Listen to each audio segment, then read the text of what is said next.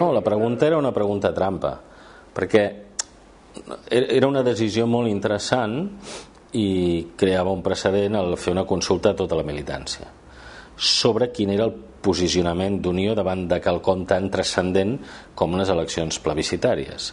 Quan això es fa, la lògica és preguntar clarament. Ens trobem amb una pregunta en la qual el que ve a dir és: està vostè d'acord en el procés? Sense definir el que és procés, sense definir-ho. I això va portar una part d'engany.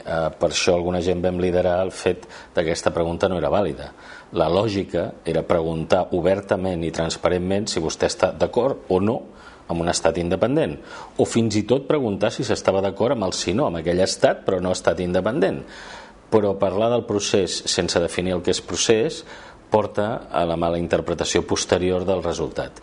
Jo sempre poso el símil, quan nosaltres denunciàvem això, la resposta era: escolti, procés, tothom sap el que és el procés.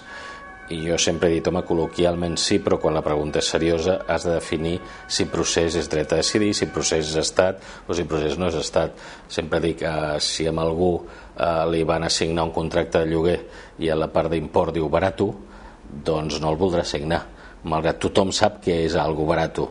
Però si és senzillament un contracte, has de posar exactament aquest lliga. I això és el que no va fer aquella pregunta.